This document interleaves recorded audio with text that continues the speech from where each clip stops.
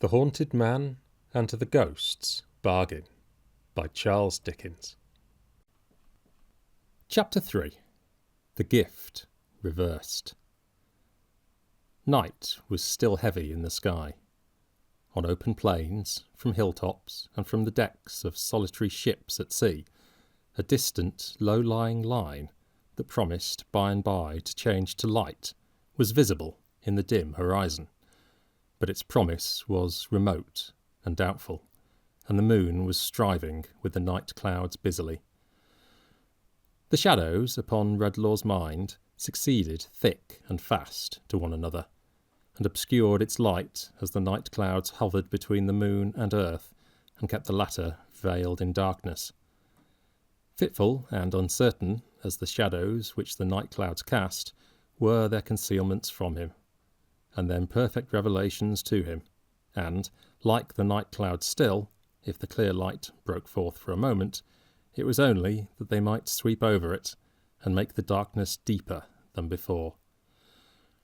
Without, there was a profound and solemn hush upon the ancient pile of building, and its buttresses and angles made dark shapes of mystery upon the ground, which now seemed to retire into the smooth white snow, and now seemed to come out of it, as the moon's path was more or less beset.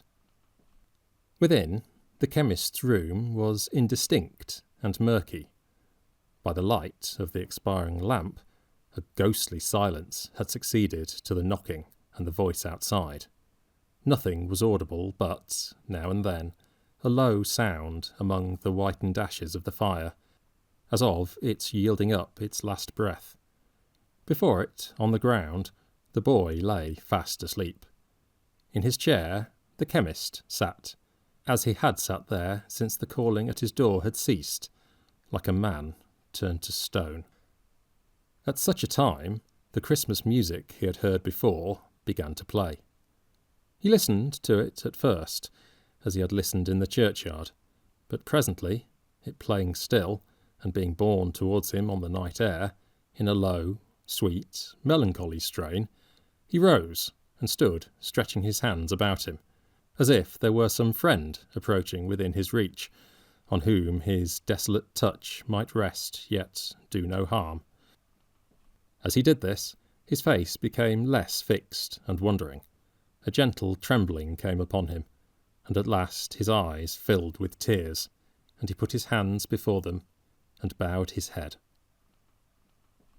His memory of sorrow, wrong, and trouble had not come back to him. He knew that it was not restored. He had no passing belief or hope that it was, but some dumb stir within him made him capable, again, of being moved by what was hidden, afar off, in the music. If it were only that it told him sorrowfully the value of what he had lost, he thanked heaven for it with a furtive gratitude. As the last chord died upon his ear, he raised his head to listen to its lingering vibration. Beyond the boy, so that his sleeping figure lay at its feet, the phantom stood, immovable and silent, with its eyes upon him. Ghastly it was, as it had ever been, but not so cruel and relentless in its aspect, or he thought or hoped so, as he looked upon it trembling. It was not alone, but in its shadowy hand it held another hand. And whose was that? Was the form that stood beside it indeed Milly's, or but her shade and picture? The quiet head was bent a little, as her manner was, and her eyes were looking down, as if in pity, on the sleeping child. A radiant light fell on her face, but did not touch the phantom, for, though close beside her, it was dark and colourless as ever. "Spectre," said the chemist, newly troubled as he looked, "I have not been stubborn or presumptuous in respect of her. Oh, do not bring her here, spare me that." "This is but a shadow," said the phantom. "When the morning shines, seek out the reality whose image I present before you." "Is it my inexorable doom to do so?" cried the chemist. "It is," replied the phantom. "To destroy her peace, her goodness, To make her what I am myself, and what I have made of others? I have said, seek her out, returned the phantom. I have said no more. Oh, tell me, exclaimed Redlaw, catching at the hope which he fancied might lie hidden in the words. Can I undo what I have done? No, returned the phantom. I do not ask for restoration to myself, said Redlaw. What I abandoned of my own free will, and have justly lost. But for those to whom I have transferred the fateful gift, who never sought it, who unknowingly received a curse of which they had no warning, and which they had no power to shun, can I do nothing? Nothing, said the phantom. If I cannot, can anyone? The phantom, standing like a statue, kept its gaze upon him for a while, then turned its head suddenly and looked upon the shadow at its side. Ah, can she? Cried Redlaw, still looking upon the shade. The phantom released the hand it had retained till now, and softly raised its own with a gesture of dismissal. Upon that, her shadow, still preserving the same attitude, began to move or melt away. Stay! Cried Redlaw, with an earnestness to which he could not give enough expression. For a moment, as an act of mercy. I know that some change fell upon me when those sounds were in the air just now. Tell me, have I lost the power of harming her? May I go near her without dread? Oh, let her give me any sign of hope. The phantom looked upon the shade as he did, not at him, and gave no answer. At least, say this. Has she, henceforth, the consciousness of any power to set right what I have done? She has not, the phantom answered. Has she the power bestowed on her, without the consciousness?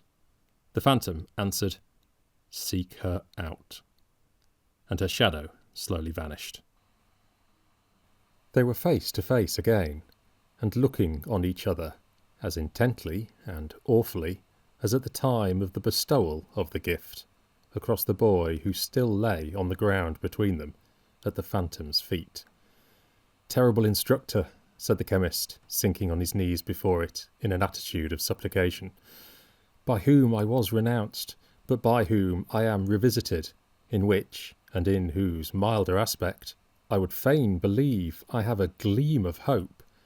I will obey without inquiry, praying that the cry I have sent up in the anguish of my soul has been, or will be, heard, in behalf of those whom I have injured beyond human reparation. But there is one thing. You speak to me of what is lying here, the phantom interposed, and pointed with its finger to the boy. I do, returned the chemist. You know what I would ask. Why has this child alone been proof against my influence? And why have I detected in its thoughts a terrible companionship with mine? This, said the phantom, pointing to the boy, is the last, completest illustration of a human creature, utterly bereft of such remembrances as you have yielded up. No softening memory of sorrow, wrong, or trouble enters here, because this wretched mortal, from his birth, has been abandoned to a worse condition than the beasts, and has, within his knowledge, no one contrast, no humanizing touch, to make a grain of such a memory spring up in his hardened breast. All within this desolate creature is barren wilderness. All within the man bereft of what you have resigned is the same barren wilderness. Woe to such a man! Woe tenfold to the nation that shall count its monsters such as this lying here, by hundreds and by thousands. Redlaw shrank, appalled from what he had heard. There is not, said the phantom, one of these, not one, but sows a harvest that mankind must reap. From every seed of evil in this boy, a field of ruin is grown that shall be gathered in, and garnered up, and sown again in many places in the world, until regions are overspread with wickedness enough to raise the waters of another deluge. Open and unpunished murder in a city's streets would be less guilty in its daily toleration than one such spectacle as this. It seemed to look down upon the boy in his sleep. Redlaw, too, looked down upon him with a new emotion. "There is not a father," said the phantom, "by whose side in his daily or his nightly walk these creatures pass. There is not a mother among all the ranks of loving mothers in this land. There is no one risen from the state of childhood, but shall be responsible in his or her degree for this enormity. There is not a country throughout the earth on which it would not bring a curse. There is no religion upon earth that it would not deny. There is no people upon earth it would not put to shame." The chemist clapped his hands and looked, with trembling fear and pity, from the sleeping boy to the phantom, standing above him with his finger pointing down. "Behold, I say," pursued the spectre, "the perfect type of what it was your choice to be. Your influence is powerless here, because from this child's bosom you can banish nothing. His thoughts have been in terrible companionship with yours because you have gone down to his unnatural level. He is the growth of man's indifference. You are the growth of man's presumption. The beneficent design of heaven is, in each case, overthrown, and from the two poles of the immaterial world you come together." The chemist stooped upon the ground beside the boy, and, with the same kind of compassion for him that he now felt for himself, covered him as he slept, and no longer shrank from him with abhorrence or indifference. Soon, now, the distant line on the horizon brightened. The darkness faded. The sun rose red and glorious, and the chimney stacks and gables of the ancient building gleamed in the clear air, which turned the smoke and vapour of the city into a cloud of gold. The very sundial, in his shady corner, where the wind was used to spin with such unwindy constancy, shook off the finer particles of snow that had accumulated on his dull old face in the night, and looked out at the little white wreaths eddying round and round him. Doubtless some blind groping of the morning made its way down into the forgotten crypt, so cold and earthy, where the Norman arches were half buried in the ground, and stirred the dull sap in the lazy vegetation hanging to the walls, and quickened the slow principle of life within the little world of wonderful and delicate creation which existed there, with some faint knowledge that the sun was up. The Tetterbys were up and doing. Mr. Tetterby took down the shutters of the shop and, strip by strip, revealed the treasures of the window to the eyes, so proof against their seductions, of Jerusalem buildings. Adolphus had been out so long already that he was halfway on to "Morning, Pepper." 5 small Tetterbys, whose 10 round eyes were much inflamed by soap and friction, were in the tortures of a cool wash in the back kitchen, Mrs. Tetterby presiding. Johnny, who was pushed and hustled through his toilet with great rapidity, when Moloch chanced to be in an exacting frame of mind, which was always the case, staggered up and down with his charge before the shop door, under greater difficulties than usual, the weight of Moloch being much increased by a complication of defences against the cold, composed of knitted worsted work, and forming a complete suit of chain armour, with a headpiece and blue gaiters. It was a peculiarity of this baby to be always cutting teeth. Whether they never came, or whether they came and went away again, is not in evidence, but it had certainly cut enough on the showing of Mrs. Tetterby to make a handsome dental provision for the sign of the Bull and Mouth.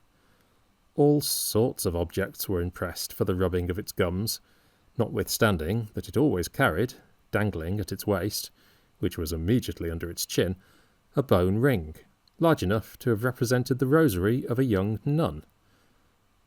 Knife handles, umbrella tops, the heads of walking sticks selected from the stock, the fingers of the family in general, but especially of Johnny, nutmeg graters, crusts, the handles of doors, and the cool knobs on the tops of pokers were among the commonest instruments indiscriminately applied for this baby's relief. The amount of electricity that must have been rubbed out of it in a week is not to be calculated. Still, Mrs. Tetterby always said, it was coming through, and then the child would be herself. And still it never did come through, and the child continued to be somebody else. The tempers of the little Tetterbys had sadly changed with a few hours. Mr. and Mrs. Tetterby themselves were not more altered than their offspring. Usually they were an unselfish, good-natured, yielding little race, sharing short commons when it happened, which was pretty often, contentedly and even generously, and taking a great deal of enjoyment out of a very little meat. But they were fighting now, not only for the soap and water, but even for the breakfast, which was yet in perspective. The hand of every little Tetterby was against the other little Tetterbys, and even Johnny's hand, the patient, much enduring, and devoted Johnny, rose against the baby. Yes, Mrs. Tetterby, going to the door by mere accident, saw him viciously pick out a weak place in the suit of armour where a slap would tell, and slap that blessed child. Mrs. Tetterby had him into the parlour by the collar in that same flash of time, and repaid him the assault with ursery thereto. "You brute, you murdering little boy," said Mrs. Tetterby. "Had you the heart to do it?" "Why don't her teeth come through then?" retorted Johnny in a loud, rebellious voice. "Instead of bothering me. How would you like it yourself?" "Like it, sir?" said Mrs. Tetterby, relieving him of his dishonoured load. "Yes, like it," said Johnny. "How would you? Not at all. If you was me, you'd go for a soldier. I will, too. There ain't no babies in the army." Mr. Tetterby, who had arrived upon the scene of action, rubbed his chin thoughtfully, instead of correcting the rebel, and seemed rather struck by this view of a military life. "I wish I was in the army myself, if the child's in the right," said Mrs. Tetterby, looking at her husband, "for I have no peace of my life here. I'm a slave, a Virginia slave." Some indistinct association with their weak descent on the tobacco trade perhaps suggested this aggravated expression to Mrs. Tetterby. "I never have a holiday, or any pleasure at all, from year's end to year's end. Why, Lord bless and save the child," said Mrs. Tetterby, shaking the baby with an irritability hardly suited to so pious an aspiration. "What's the matter with her now?" Not being able to discover, and not rendering the subject much clearer by shaking it, Mrs. Tetterby put the baby away in a cradle, and, folding her arms, sat rocking it angrily with her foot. "How you stand there, Dolphus," said Mrs. Tetterby to her husband. "Why don't you do something?" "Because I don't care about doing anything," Mr. Tetterby replied. "I am sure I don't," said Mrs. Tetterby. "I'll take my oath I don't," said Mr. Tetterby. A diversion arose here among Johnny and his 5 younger brothers, who, in preparing the family breakfast table, had fallen to skirmishing for the temporary possession of the loaf, and were buffeting one another with great heartiness. The smallest boy of all, with precocious discretion, hovering outside the knot of combatants and harassing their legs. Into the midst of this fray, Mr. and Mrs. Tetterby both precipitated themselves with great ardour, as if such ground were the only ground on which they could now agree, and having, with no visible remains of their late soft-heartedness, laid about them without any lenity, and done much execution, resumed their former relative positions. "You had better read your paper than do nothing at all," said Mrs. Tetterby. "What's there to read in a paper?" returned Mr. Tetterby, with excessive discontent. "What?" said Mrs. Tetterby. "Police?" "It's nothing to me," said Mr. Tetterby. "What do I care what people do, or are done to?" "Suicides?" suggested Mrs. Tetterby. "No business of mine," replied her husband. "Births, deaths, and marriages? Are those nothing to you?" said Mrs. Tetterby. "If the births were all over for good, and all to-day, and the deaths were all to begin and come off to-morrow, I don't see why it should interest me, till I thought it was coming to my turn," grumbled Tetterby. "As to marriages, I've done it myself. I know quite enough about them." To judge from the dissatisfied expression on her face and manner, Mrs. Tetterby appeared to entertain the same opinions as her husband, but she opposed him, nevertheless, for the gratification of quarrelling with him. "Oh, you're a consistent man," said Mrs. Tetterby, "ain't you? You, with the screen of your own making there, made of nothing else but bits of newspapers, which you sit and read to the children by the half hour together." "Say used to, if you please," returned her husband. "You won't find me doing so any more. I'm wiser now." "Bah! Wiser indeed," said Mrs. Tetterby.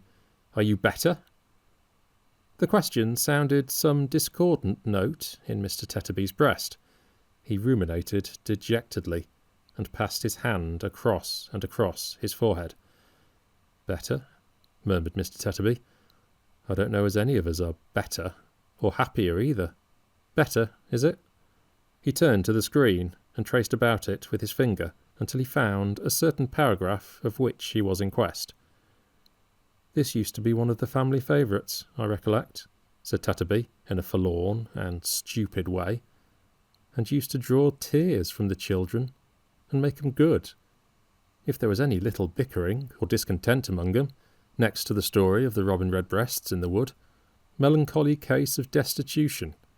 Yesterday a small man with a baby in his arms, and surrounded by half a dozen ragged little ones of various ages between 10 and 2, the whole of whom were evidently in a famishing condition, appeared before the worthy magistrate and made the following recital."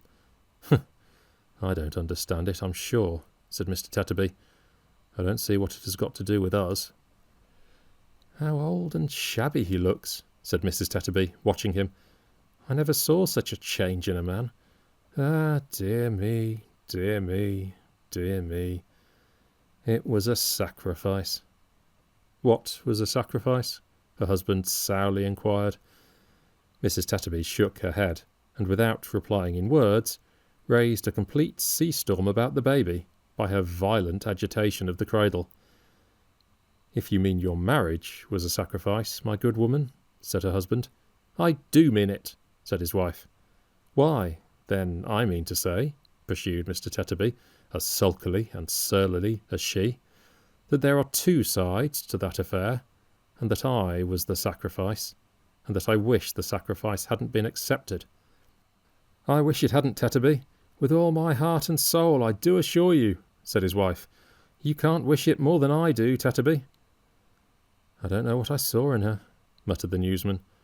"I'm sure, certainly, if I saw anything, it's not there now. I was thinking so last night after supper by the fire. She's fat, she's ageing, she won't bear comparison with most other women. He's common looking, he has no air with him. He's small, he's beginning to stoop, and he's getting bald," muttered Mrs. Tetterby.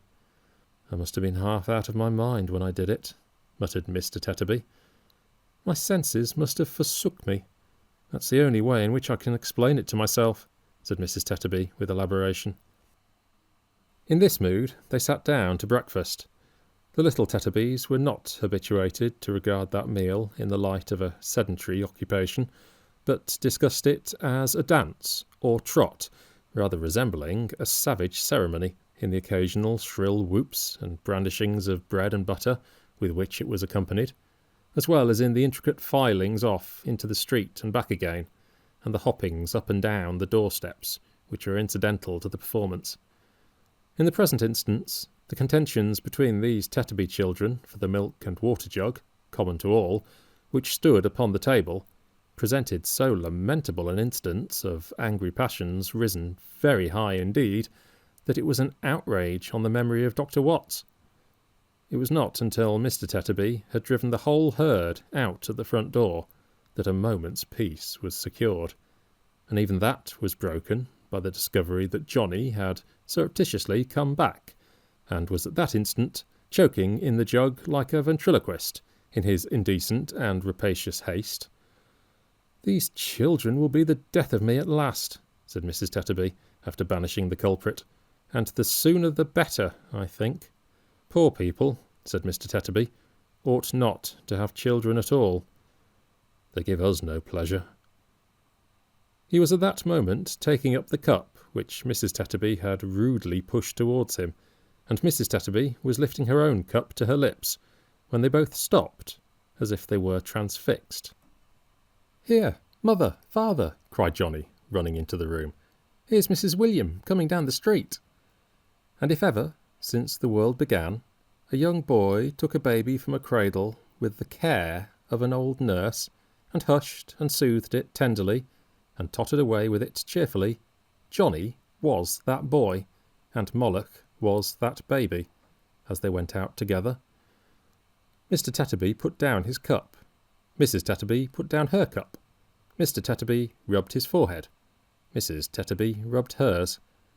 Mr. Tetterby's face began to smooth and brighten.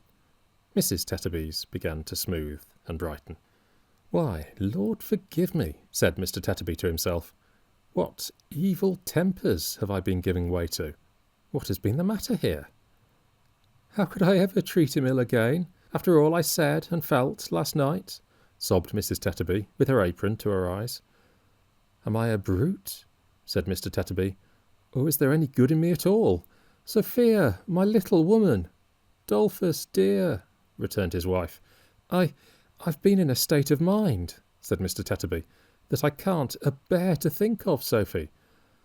"Oh, it's nothing to what I've been in, Dolph," cried his wife, in a great burst of grief. "My Sophia," said Mr. Tetterby, "don't take on. I never shall forgive myself. I must have nearly broke your heart, I know." "No, Dolph, no, it was me, cried Mrs. Tetterby. "My little woman," said her husband, "don't. You make me reproach myself dreadful when you show such a noble spirit. Sophia, my dear, you don't know what I thought. I showed it bad enough, no doubt, but what I thought, my little woman." "Oh, dear Dolph, don't, cried his wife. "Sophia," said Mr. Tetterby, "I must reveal it. I couldn't rest in my conscience unless I mentioned it. My little woman." "Mrs. William's very nearly here," screamed Johnny at the door. "My little woman, I wondered how," gasped Mr. Tetterby, supporting himself by his chair, "I wondered how I had ever admired you.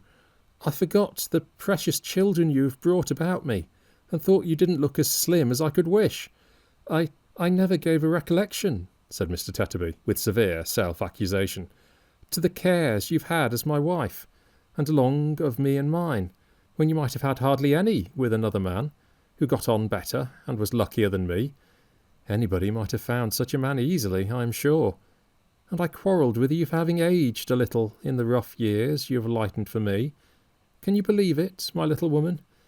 I hardly can myself."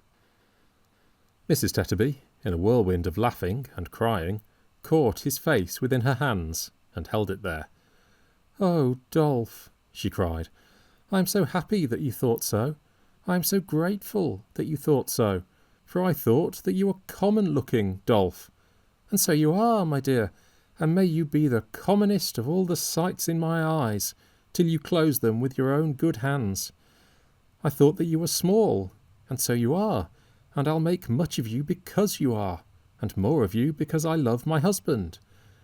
I thought that you began to stoop, and so you do, and you shall lean on me, and I'll do all I can to keep you up.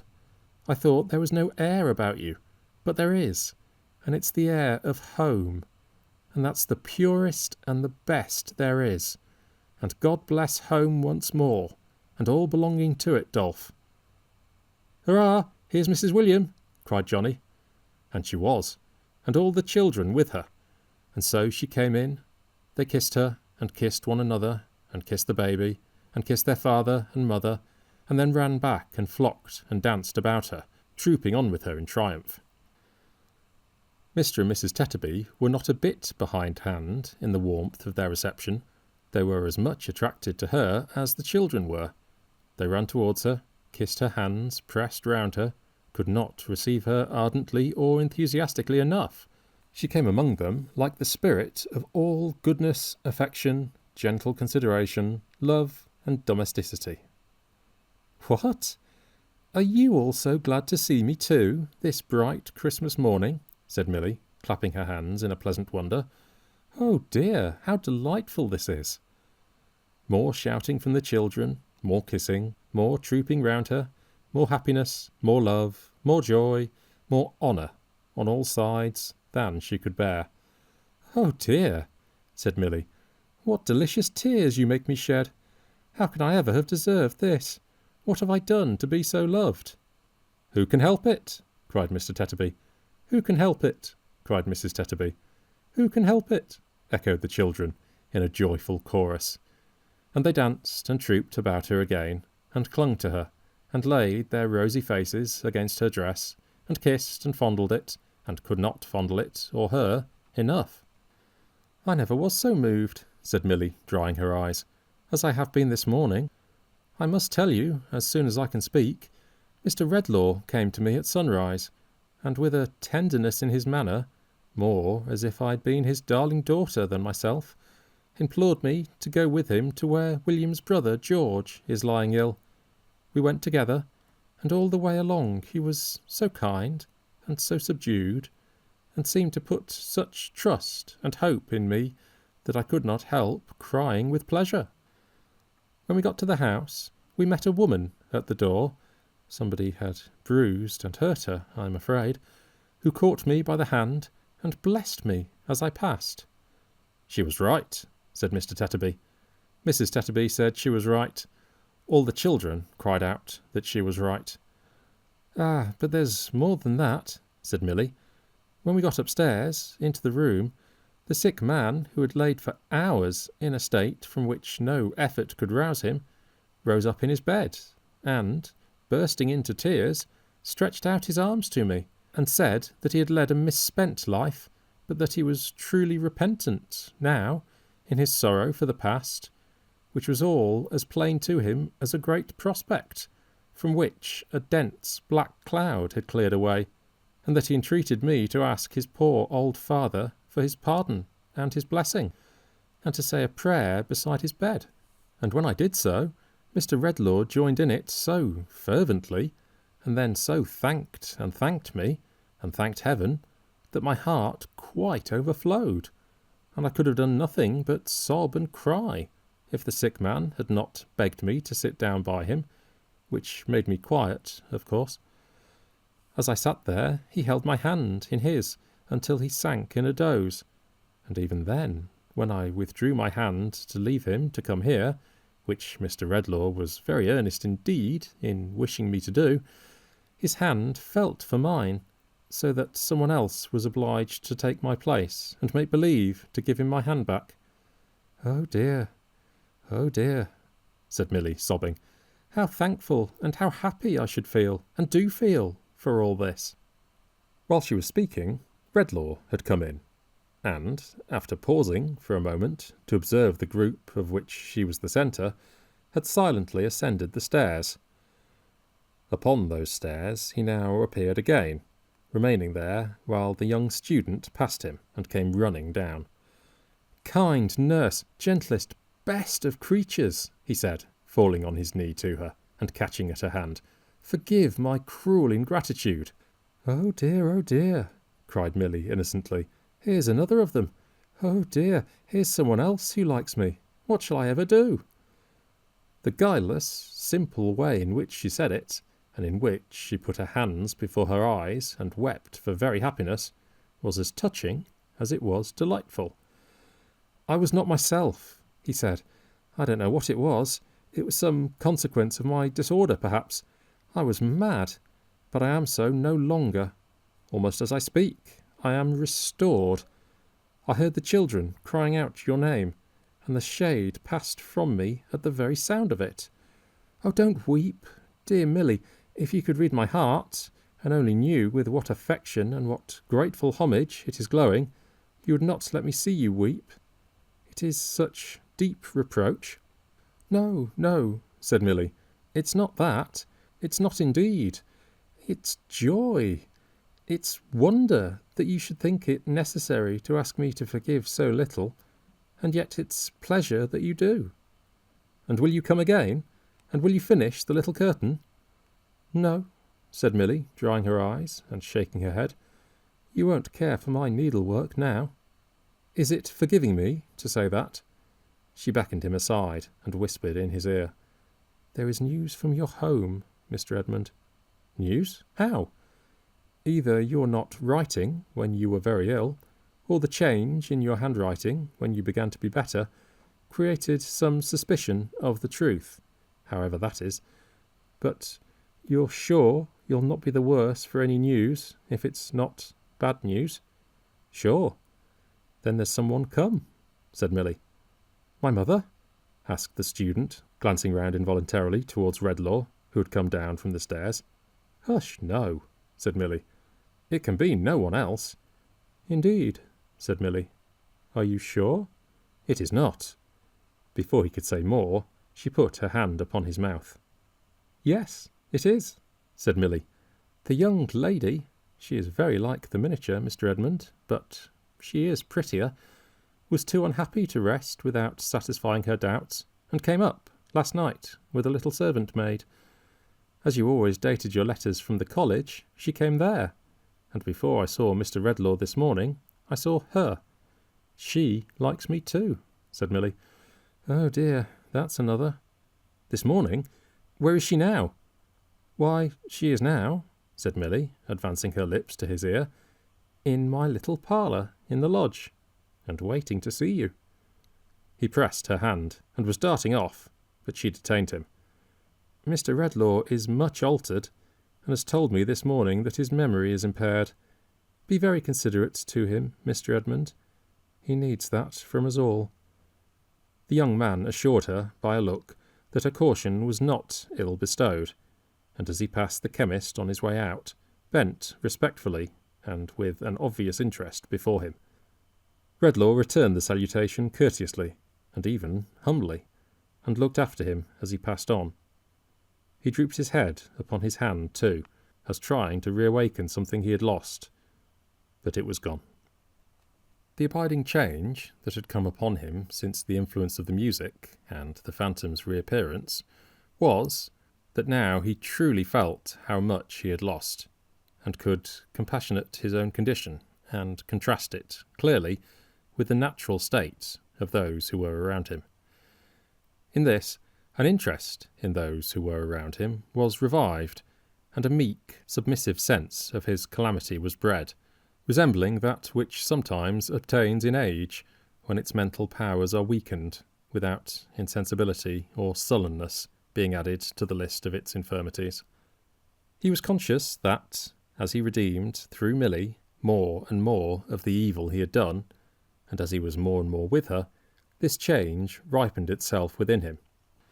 Therefore, and because of the attachment she inspired him with, but without other hope, he felt that he was quite dependent on her, and that she was his staff in his affliction. So, when she asked him whether they should go home now, to where the old man and her husband were, and he readily replied, yes, being anxious in that regard, he put his arm through hers, and walked beside her, not as if he were the wise and learned man to whom the wonders of nature were an open book, and hers were the uninstructed mind, but as if their two positions were reversed, and he knew nothing, and she all. He saw the children throng about her and caress her, as he and she went away together thus, out of the house. He heard the ringing of their laughter and their merry voices. He saw their bright faces, clustering around him like flowers.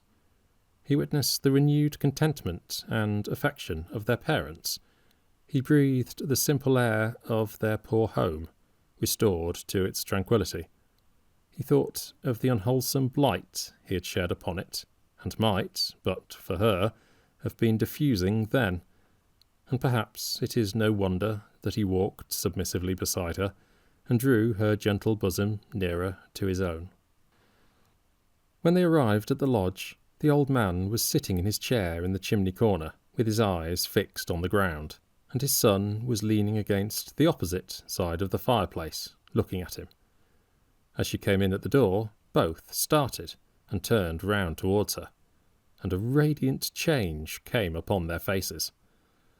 "Oh, dear, dear, dear, they are all pleased to see me like the rest," cried Milly, clapping her hands in an ecstasy, and stopping short. "Here are two more." Pleased to see her? Pleasure was no word for it. She ran into her husband's arms, thrown wide open to receive her, and he would have been glad to have her there, with her head lying on his shoulder, through the short winter's day. But the old man couldn't spare her. He had arms for her too, and he locked her in them. "Why, where has my quiet mouse been all this time?" said the old man. "She has been a long while away. I find that it's impossible for me to get on without Mouse. Where's my son William? I fancy I've been dreaming, William." "That's what I said myself, father," returned his son. "I have been in an ugly sort of dream, I think. How are you, father? Are you pretty well?" "Strong and brave, my boy," returned the old man. It was quite a sight to see Mr. William shaking hands with his father, and patting him on the back, and rubbing him gently down with his hand, as if he could not possibly do enough to show an interest in him. "What a wonderful man you are, father! How are you, father? Are you really pretty hearty, though?" said William, shaking hands with him again, and patting him again, and rubbing him gently down again. "I never was fresher or stouter in my life, my boy." "What a wonderful man you are, father! But that's exactly where it is," said Mr. William with enthusiasm. "When I think of all that my father's gone through, and all the changes and sorrows and troubles that have happened to him in the course of his long life, and under which his head has grown grey, and years upon years have gathered on it, I feel as if I couldn't do enough to honour the old gentleman, and make his old age easy. How are you, father? Are you really pretty well, though?" Mr. William might never have left off repeating this inquiry, and shaking hands with him again, and patting him again, and rubbing him down again, if the old man had not espied the chemist, whom until now he had not seen. "I ask your pardon, Mr. Redlaw," said Philip, "but didn't know you were here, sir, or should have made less free. It reminds me, Mr. Redlaw, seeing you here on a Christmas morning, of the time when you was a student yourself, and worked so hard that you were backwards and forwards in our library, even at Christmas time. I'm old enough to remember that, and I remember it right well, I do, though I am 87, and it was after you left here that my poor wife died. You remember my poor wife, Mr. Redlaw?" The chemist answered yes. "Yes," said the old man. "She was a dear creature. I recollect you come here one Christmas morning with a young lady. I ask your pardon, Mr. Redlaw, but I think it was a sister you was very much attached to?" The chemist looked at him and shook his head. "I had a sister," he said vacantly. He knew no more. "One Christmas morning," pursued the old man, "that you came here with her, and it began to snow, and my wife invited the lady to walk in and sit by the fire that is always a-burning on Christmas Day in what used to be, before our 10 poor gentlemen commuted, our great dinner-hall. I was there, and I recollect, as I was stirring up the blaze for the young lady to warm her pretty feet by, she read the scroll out loud that is underneath that picture. Lord, keep my memory green. She and my poor wife fell a-talking about it, and it's a strange thing to think of, now, that they both said, being both so unlike to die, that it was a good prayer, and that it was one they would put up very earnestly if they were called away young, with reference to those who were dearest to them. 'My brother,' says the young lady. 'My husband,' says my poor wife. 'Lord, keep his memory of me green, and do not let me be forgotten.'"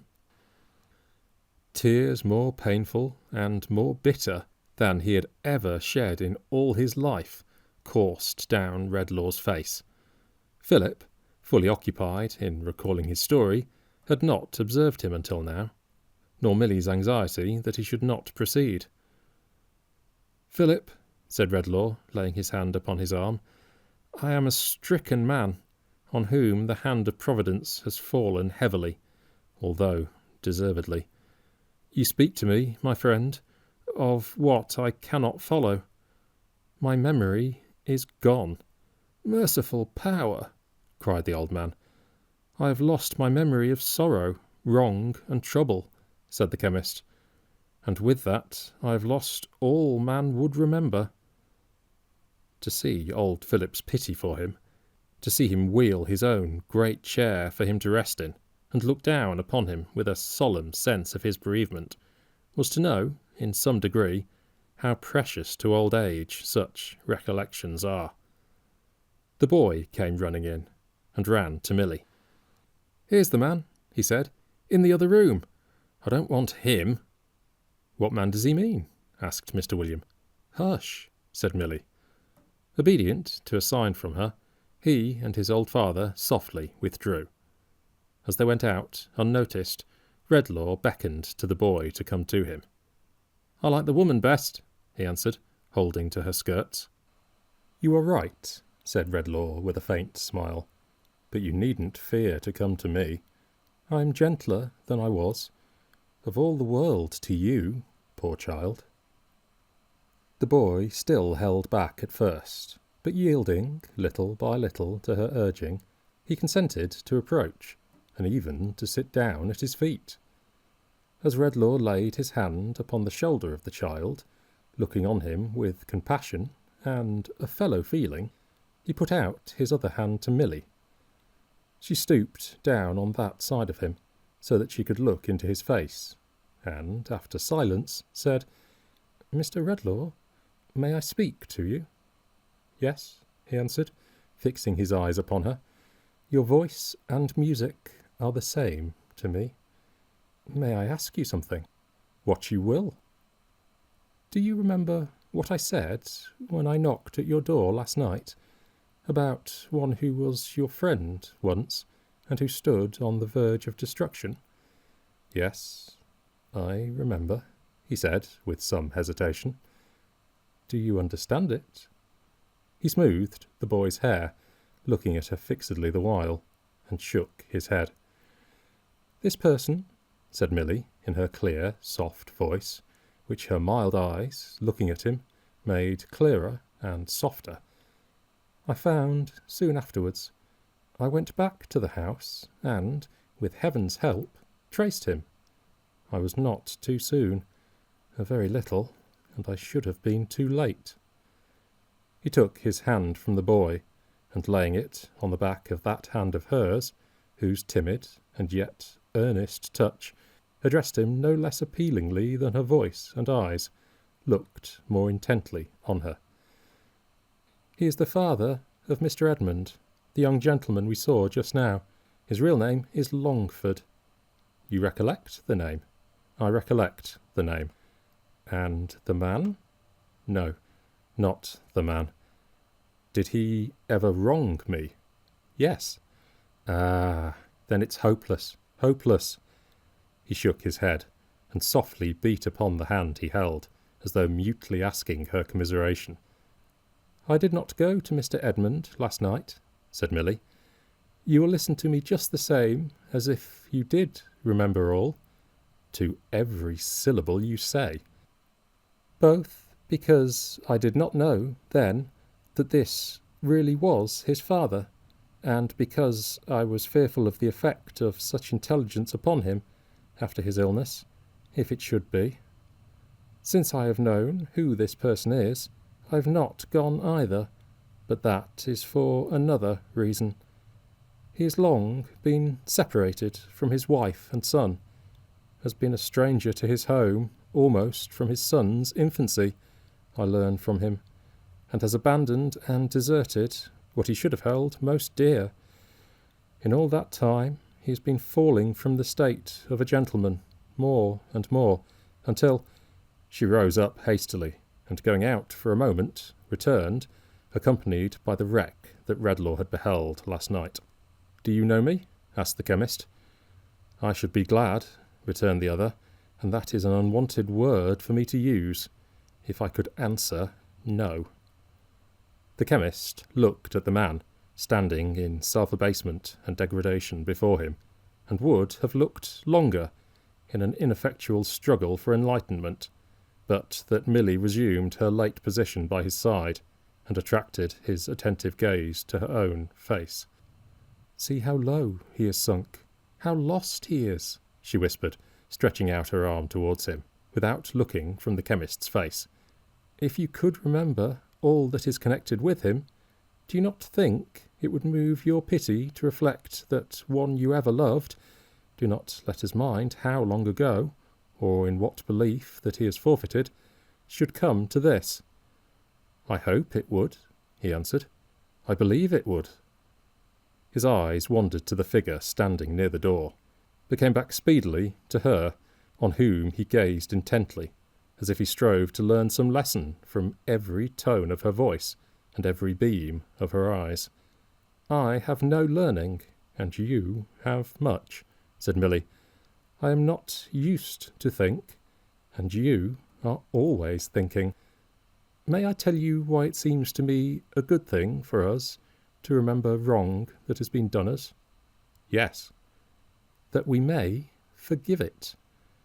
"Pardon me, great heaven," said Redlaw, lifting up his eyes, "for having thrown away thine own high attribute." "And if," said Milly, "if your memory should one day be restored, as we will hope and pray it may be, would it not be a blessing to you to recall at once a wrong and its forgiveness?"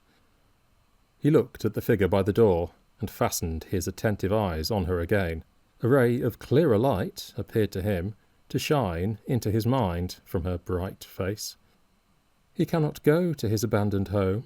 He does not seek to go there.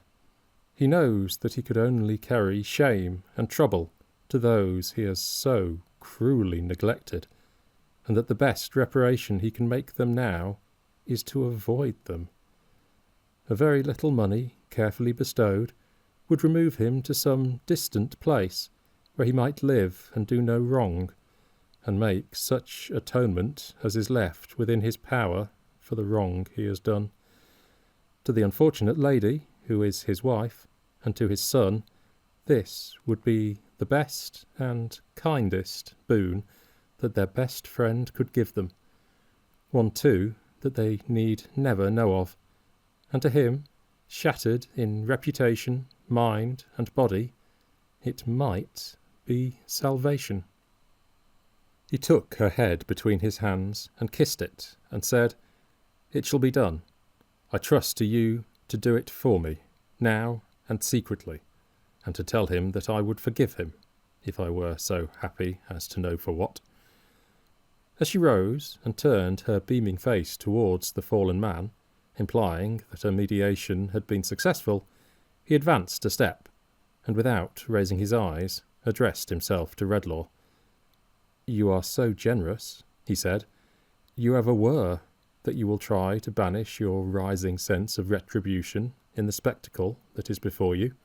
I do not try to banish it from myself, Redlaw. If you can, believe me."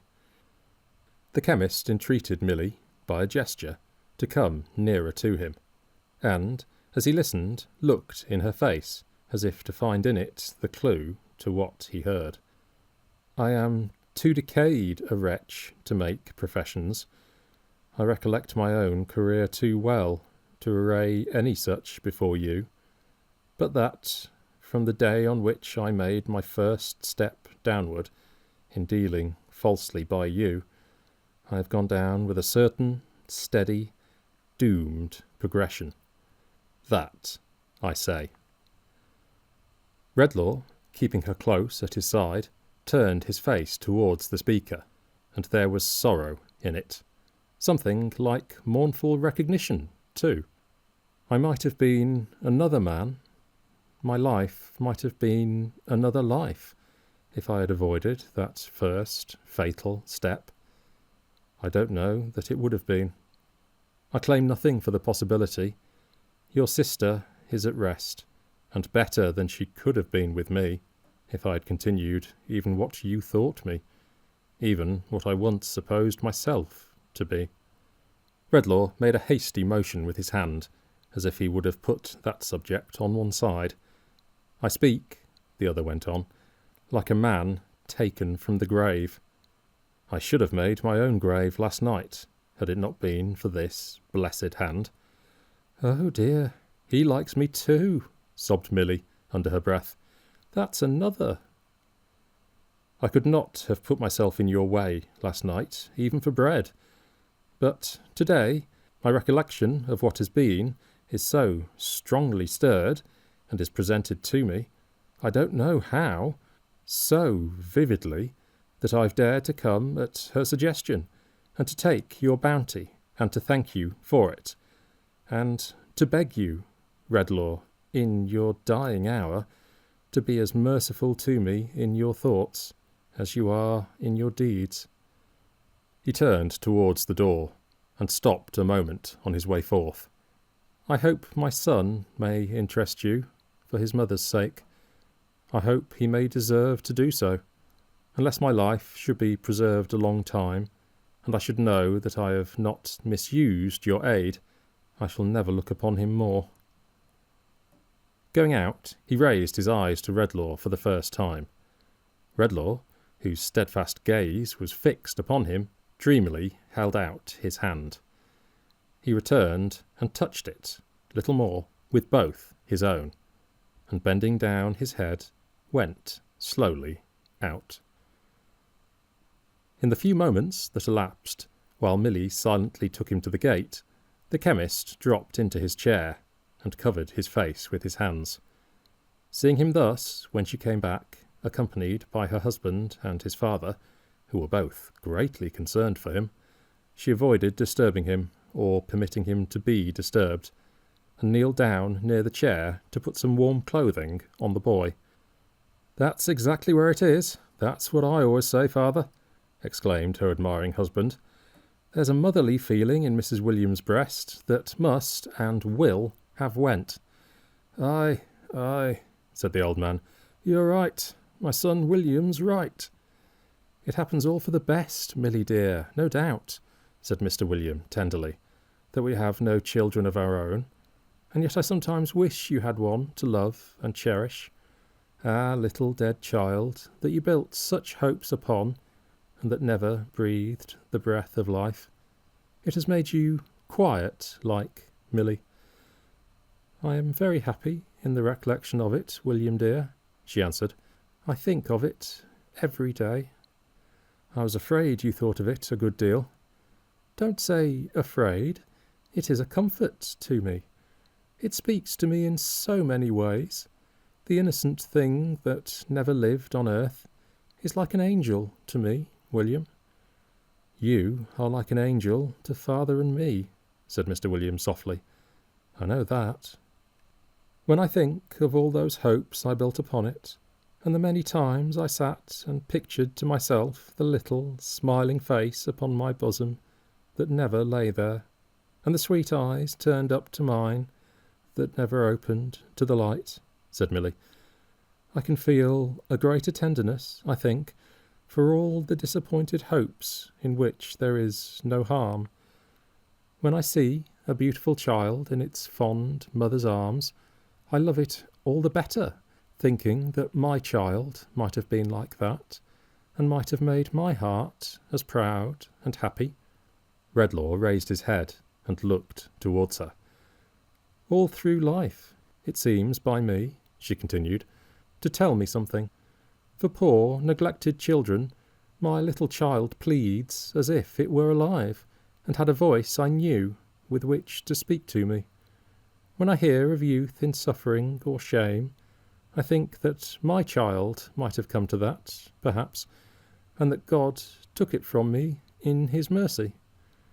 Even in age and grey hair, such as father's, it is present, saying that it too might have lived to be old, long and long after you and I were gone, and to have needed the respect and love of younger people. Her quiet voice was quieter than ever as she took her husband's arm and laid her head against it.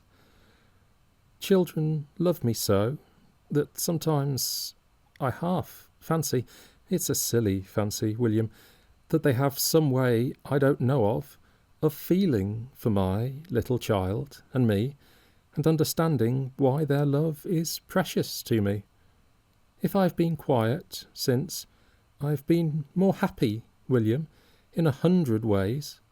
Not least happy, dear, in this, that even when my little child was born and dead but a few days, and I was weak and sorrowful, and could not help grieving a little, the thought arose that if I tried to lead a good life, I should meet in heaven a bright creature who would call me mother.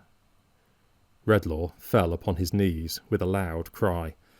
"O thou," he said, "who through the teaching of pure love hast graciously restored to me the memory which was the memory of Christ upon the cross, and of all the good who perished in his cause, receive my thanks and bless her." Then he folded her to his heart, and Milly, sobbing more than ever, cried as she laughed, "He has come back to himself. He likes me very much indeed, too. Oh, dear, dear, dear me, here's another." Then the student entered, leading by the hand a lovely girl, who was afraid to come, and Redlaw so changed towards him, seeing in him and his youthful choice the softened shadow of that chastening passage in his own life, to which, as to a shady tree, the dove, so long imprisoned in his solitary ark, might fly for rest and company, fell upon his neck, entreating them to be his children. Then, as Christmas is a time in which, of all times in the year, the memory of every remediable sorrow, wrong, and trouble in the world around us should be active with us, not less than our own experiences, for all good, he laid his hand upon the boy, and, silently calling him to witness who laid his hand on children in old time, rebuking, in the majesty of his prophetic knowledge, those who kept them from him, vowed to protect him, teach him, and reclaim him. Then he gave his right hand cheerily to Philip, and said that they would that day hold a Christmas dinner in what used to be, before the 10 poor gentlemen commuted, their great dining hall, and that they would bid to it as many of that Swidger family, who, his son had told him, were so numerous that they might join hands and make a ring round England, as could be brought together on so short a notice. And it was that day done. There were so many Swidgers there, grown-up and children, that an attempt to state them in round numbers might engender doubts, in the distrustful, of the veracity of this history. Therefore the attempt shall not be made. But there they were, by dozens and scores, and there was good news and good hope there, ready for them, of George, who had been visited again by his father and brother, and by Milly, and again left in a quiet sleep. There, present at the dinner too, were the Tetterbys, including young Adolphus, who arrived in his prismatic comforter, in good time for the beef. Johnny and the baby were too late, of course, and came in all on one side, the one exhausted, the other in a supposed state of double tooth, but that was customary, and not alarming. It was sad to see the child, who had no name or lineage, watching the other children as they played, not knowing how to talk with them, or sport with them, and more strange to the ways of childhood than a rough dog. It was sad, though in a different way, to see what an instinctive knowledge the youngest children there had of his being different from all the rest, and how they made timid approaches to him, with soft words and touches, and with little presents, that he might not be unhappy. But he kept by Milly, and began to love her. That was another, as she said. and as they all liked her dearly, they were glad of that, and when they saw him peeping at them from behind her chair, they were pleased that he was so close to it. All this, the chemist, sitting with the student and his bride that was to be, Philip and the rest, saw. Some people have said since that he only thought what has been herein set down, others that he read it in the fire one winter night about the twilight time, others that the ghost was but the representation of his gloomy thoughts, and Milly the embodiment of his better wisdom. I say nothing. Except this, that as they were assembled in the old hall, by no other light than that of a great fire, having dined early, the shadows once more stole out of their hiding places and danced about the room, showing the children marvellous shapes and faces on the walls, and gradually changing what was real and familiar there to what was wild and magical. And that there was one thing in the hall to which the eyes of Redlaw, and of Milly and her husband, and of the old man, and of the student, and his bride that was to be, were often turned, which the shadows did not obscure or change. Deepened in its gravity by the firelight, and gazing from the darkness of the panelled wall like life, the sedate face in the portrait, with the beard and ruff, looked down at them from under its verdant wreath of holly, as they looked up at it, and, clear and plain below, as if a voice had uttered them, were the words, "Lord, keep my memory green."